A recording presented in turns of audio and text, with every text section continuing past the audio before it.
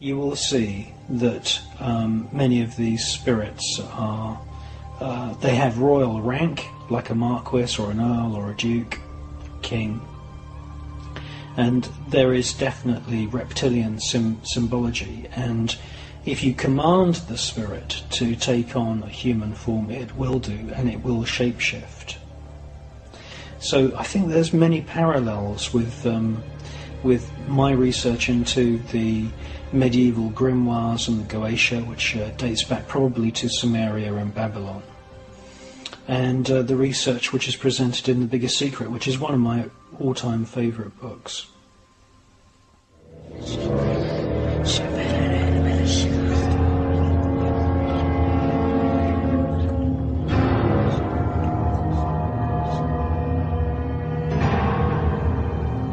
Asmodeus, who often appears as a classic devil creature, can be found inside the church of Rennes-le-Château in the Languedoc region of southern France.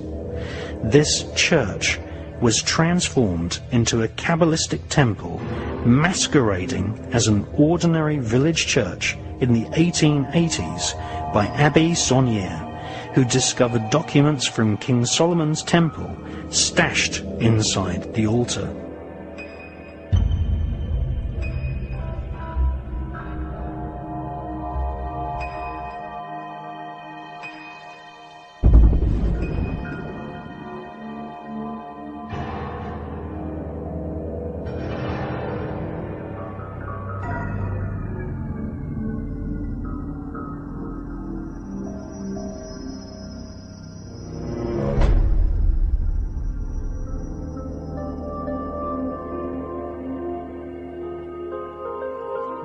To this very day, the British coronation is a bastardized version of the actual coronation ritual of King Solomon. King Solomon and his magical temple are the central foundation stone of world international Freemasonry. The Masonic rituals are designed to invoke a magical atmosphere in the lodge. Millions of Freemasons meet every week at lodges all over the planet, all venerating and singing hymns to King Solomon and spirits. Since the Dark Ages, misguided, selfish individuals have joined various cults such as the OTO, the Knights Templar, and Freemasonry in order to study different elements of ritual, blood oaths, and a form of the Kabbalah. The upper levels of Freemasonry require the initiate to memorize dozens of pages of text written in Hebrew and study symbols used in the Goetia to invoke spirits. The Templars and Masons have been led by senior royals since the beginning. The Masonic network provides the monarchy with an invisible worldwide cabal who have sworn allegiance to the monarchy and their Masonic demon god known as Yabulon. The entity known as Baal is named by King Solomon as the most senior spirit in the infernal royal hierarchy of demons. Masons swear never to divulge each other's secrets. Also, never to criticize a fellow Mason, even if he be guilty of murder.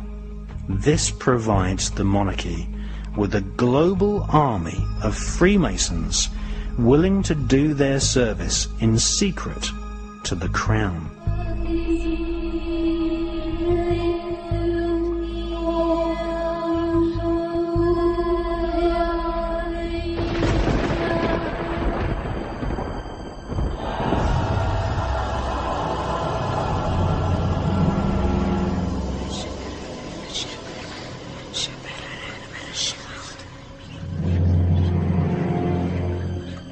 To the British royals of the Middle Ages, murder by magic was accepted as fact. Queen Elizabeth I and King Henry VIII ruled Britain at a time when the black arts of witchcraft and poisoning were inseparably linked.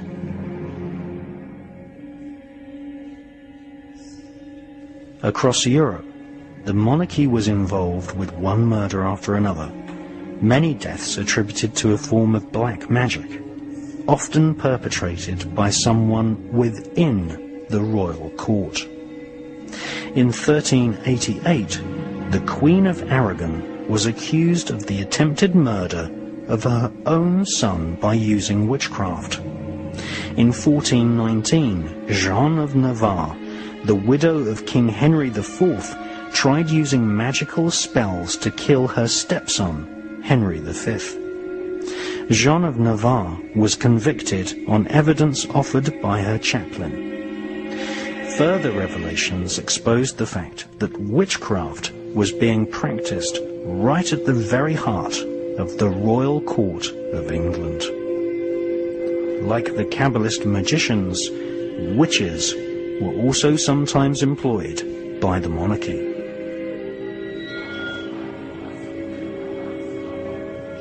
Medieval witches would often make wax figurines resembling the likeness of the intended victim. The doll would then be tortured and burnt, often causing ill effects on the victims. It is claimed that this technique can induce an early death by heart attack or disease. King Alfred recognized the tendency for royals and noblemen to use witchcraft, and imposed the death sentence for anyone practicing the black arts. However, his law went unheeded. By the late Middle Ages, satanic black masses were attended by royals and aristocrats in Vienna, Paris, Venice, and London.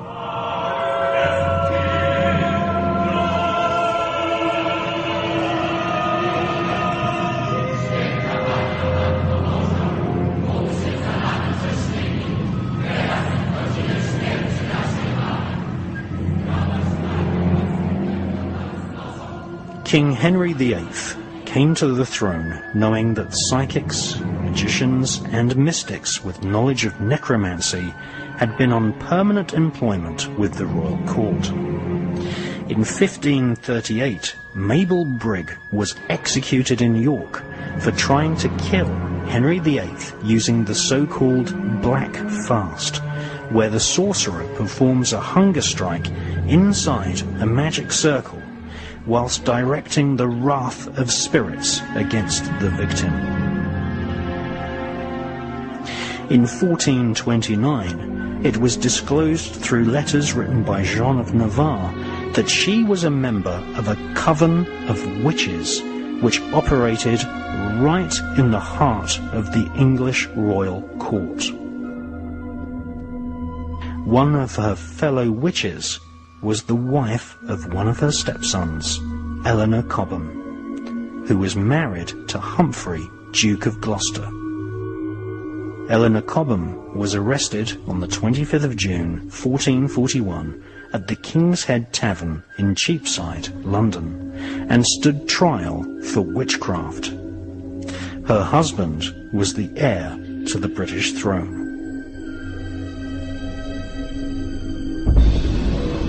Another royal witch was soon exposed, the Duchess Jacquette of St. Paul, who was married to another brother of Henry V. She stood in a witchcraft tribunal which heard evidence suggesting that she had ensured her daughter's marriage using talismans and black magic. A frenzy of satanic ritual was eventually exposed at the heart of the royal courts of Britain and France by several 19th century historians. Catherine de' Medici, the Queen of France, performed several satanic black masses for the benefit of the royal aristocratic elite. French author Jean Baudin wrote a book about witchcraft recounting that in the 1600s Catherine Monvoisin and the priest Etienne Guibourg performed black masses for the mistress of the King of France.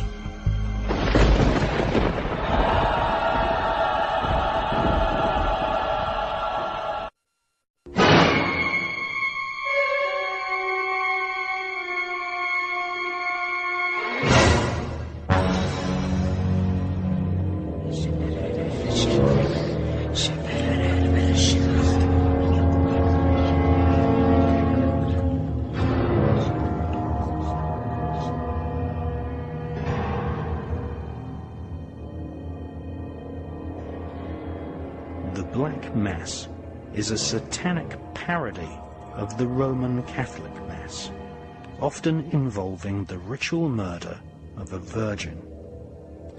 Aleister Crowley wrote extensively about ritual sacrifice and recommended that a child under the age of 9 of above average intelligence made the ideal sacrificial victim. Much to the horror of the 17th century royal elite, Etienne Guibourg publicly confessed that the mistress of King Louis XIV of France, Madame de Montespan, would lie naked upon a satanic altar with a chalice of wine infused with intoxicating herbs on her bare stomach. She would hold 2 black candles in each of her outstretched hands.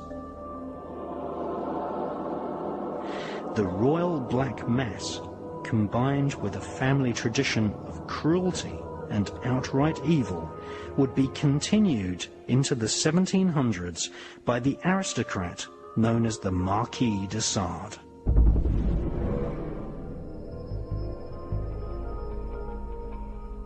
The de Sade family were members of France's oldest nobility.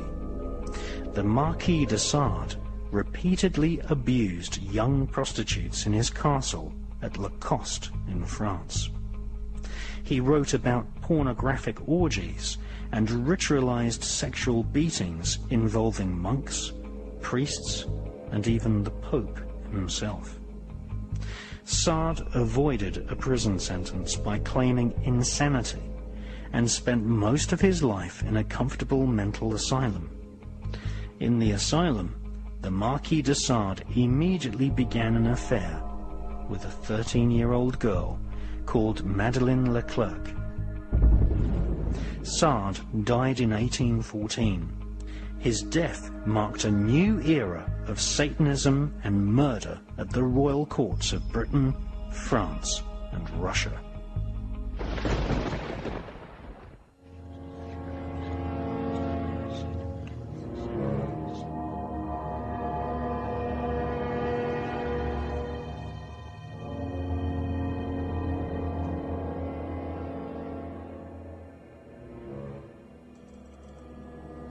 Witch hunts of the Middle Ages took place all over Europe and even in the United States of America.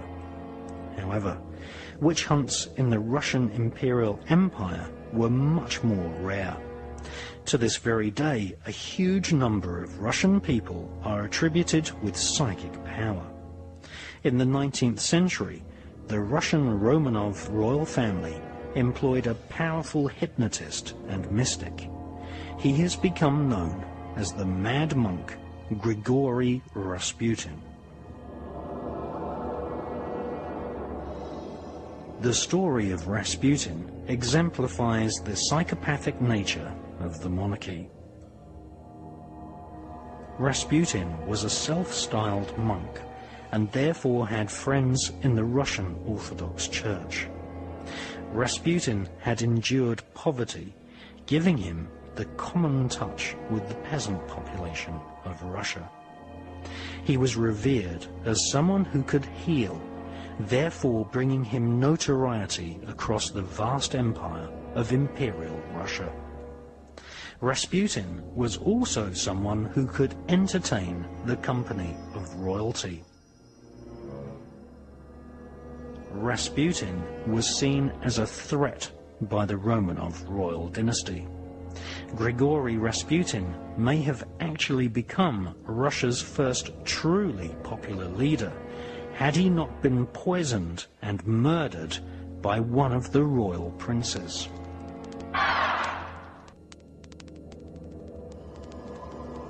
Born in 1869, the mystical Grigory Rasputin could engage himself in an intense trance where he prophesied future events. His psychic healing powers were employed by Tsar Nicholas and Queen Alexandra. Rasputin used his famous healing hands to cure the Tsar's son. Once the royal Romanov dynasty saw the immense power of Rasputin, they quickly realized that a popular revolt may elevate Rasputin to be the leader of a new Russian republic. The Romanov royal family immediately plotted the murder of Rasputin. However, Rasputin's psychic powers allowed him to prophesy his own death, and he gave warning to Tsar Nicholas that if he were to murder Rasputin, then the whole Romanov royal family would also be killed.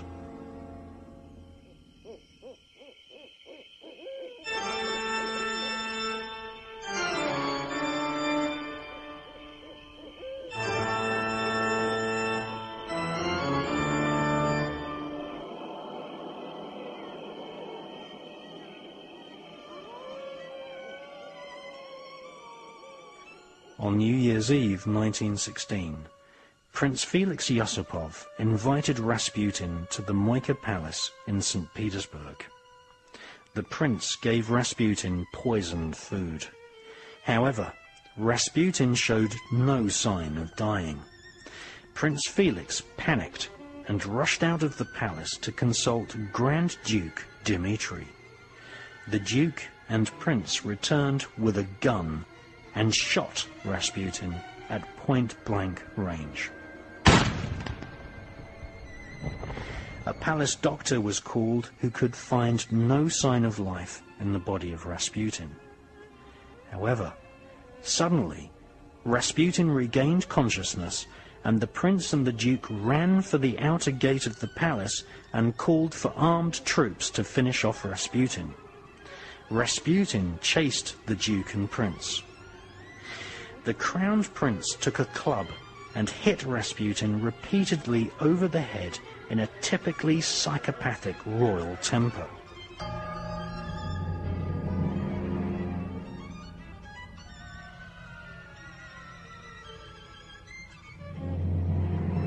Palace guards were ordered to wrap Rasputin in a heavy curtain, and he was then lowered to his death in the icy cold River Neva. Thus, the Russian people lost one of their truly great potential leaders. Soon after, a bloodbath would take place in Imperial Russia, and the dictatorial, cruel system of the Romanov monarchy would be continued by a fake revolutionary communist government who secretly took their orders from the royal political elite.